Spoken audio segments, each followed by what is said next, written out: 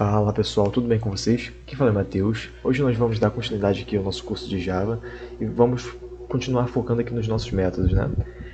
Na última aula a gente criou esse método aqui, que ele não tem retorno nenhum, que ele é um deposito, a gente fez o teste aqui e viu que tudo funcionou como esperado. Tudo bem. Porém, às vezes você quer criar um método um pouquinho mais complexo, que talvez tenha um tipo de retorno, e é isso que a gente vai ver hoje, métodos com retorno. Então é isso, se prepara aí e vamos para a aula. Então aqui o que acontece? A gente está vendo que a gente está criando um método e esse método ele tem determinada função, né? Ele vai pegar esse saldo e vai dizer que esse saldo vai ser igual ao saldo mais o valor depositado lá, né? Que no caso esse valor é esse aqui, ó, um valor do tipo float, como a gente colocou aqui, ó, do tipo double, quer dizer, perdão. E aí o que acontece? Vamos supor que a gente queira um método que ele retorne, além de executar uma função, que ele retorne alguma coisa.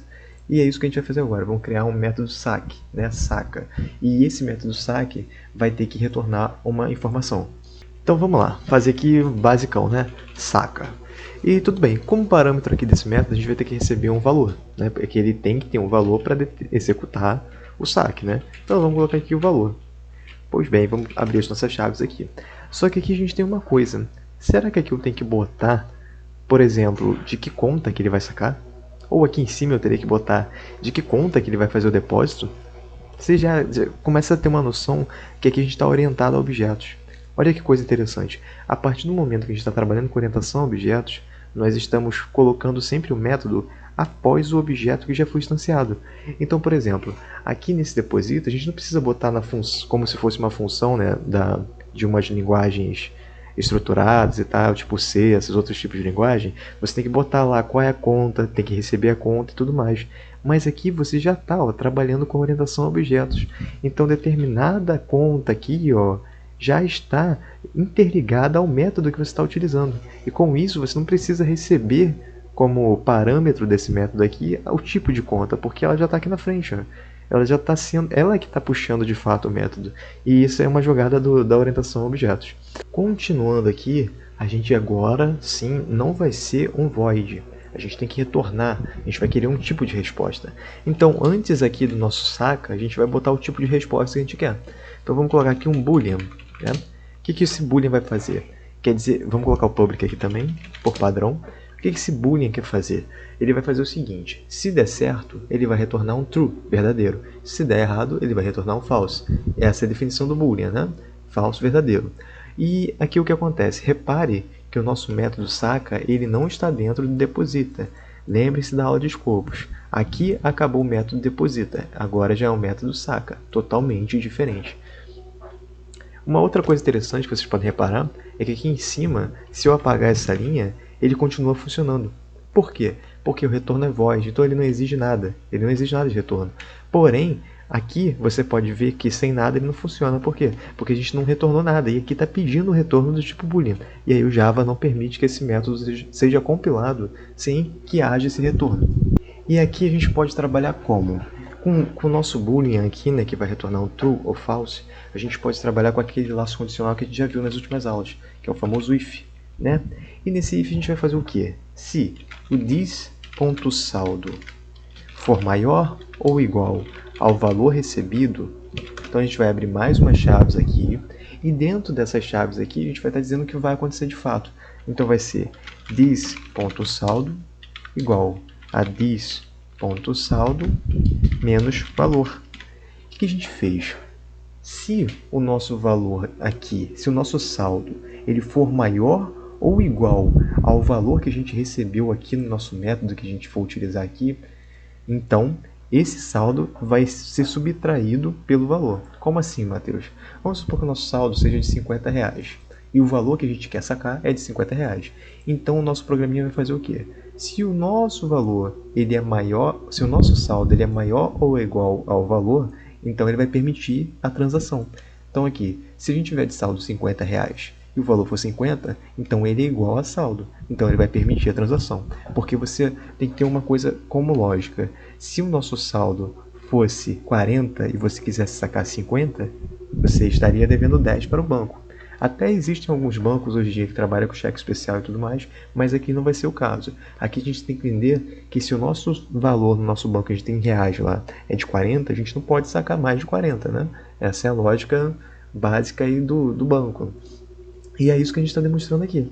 Se por acaso o nosso valor não for maior, né, que o saldo que a gente tem, vai ser realizada a transação aqui.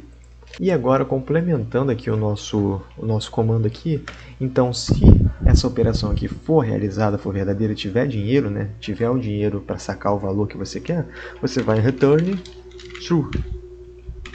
Olha que bacana, aqui a gente já está retornando a primeira parte do nosso boolean, só que a gente tem que retornar também o false, né?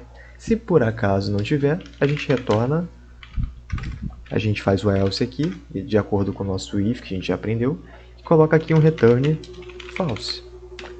E bacana, nosso método está funcionando. E se você tentar sacar lá um valor que você não tem esse dinheiro no banco, ele não vai permitir. Vai retornar o falso e vai dar problema. Se você tentar sacar um valor que você tem no banco, ele vai dar true e vai permitir o saque. Bem simples, só para vocês verem. O mais complicado de entender é isso aqui.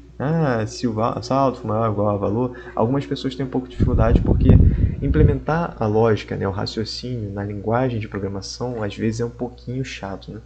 Tá, Matheus, e agora? Como é que a gente vê isso acontecendo de fato? Vou dar um Ctrl S aqui e vamos fazer aquele teste lá do nosso teste método, né? Igual a gente fez aqui com o Deposita. Se a gente rodar aqui a nossa aplicação, dar um Ctrl F11, a gente vai ver que a gente tem R$170 na nossa conta, né? A gente botou lá o saldo inicial com 100 e depois fez um depósito de 70. Vamos fazer o seguinte agora, vamos utilizar esse método saque que a gente acabou de criar. Vamos no conta do Matheus, aí vai lá, ponto saca, ó, ponto saca, e vamos botar um valor aqui dentro, vamos botar 30, né? E vamos dar um ponto e vírgula. Novamente vamos fazer um sysout para a gente ver quanto que ficou de saldo lá dentro. E vamos lá, conta do Matheus, ponto saldo. Beleza, Ctrl S, Ctrl F11. Olha que bacana, 170 menos 30 igual a 140, realizamos o saque. Agora vamos testar se a validação está funcionando. A gente fez a validação e aqui a gente sem perceber retornou um true, né? Porque o nosso valor aqui ele é menor do que o valor que a gente tem lá dentro. A gente tem 170 e tentou sacar 30, então negociação permitida. Agora vamos tentar sacar aqui, ao invés desse 140 que sobrou, 200. Vamos ver se o nosso programa vai dar bom. Vamos lá, conta do Matheus.saca 200. E vamos fechar aqui. E agora vamos dar um sysout para a gente saber o que vai acontecer. Conta do Matheus.saldo. Ctrl S, Ctrl F11. Olha só, retornou um false. Se ele retornou um false, a transação não foi realizada. Então ele ignorou esse trecho de código aqui. Vocês podem ver que continuou o mesmo valor. Saque negado. Nenhum dinheiro foi retirado porque a gente não tem esse valor para retirar. E isso aqui é justamente a lógica que a gente implementou nesse if aqui, dentro desse método que pede como retorno um boolean, que é um verdadeiro ou falso. E beleza, aqui a gente já entendeu basicamente como funciona. A gente pode inclusive melhorar, né, esse método aqui, e ao invés de receber somente um número igual aqui, a gente pode receber uma mensagem. O saque não foi permitido porque você não tem dinheiro suficiente, e etc. Vamos agora então fazer essa aprimoração no nosso código, né, para não ficar algo confuso. Vamos então botar aqui que se a gente não tiver o dinheiro, não pode sacar porque não tem dinheiro.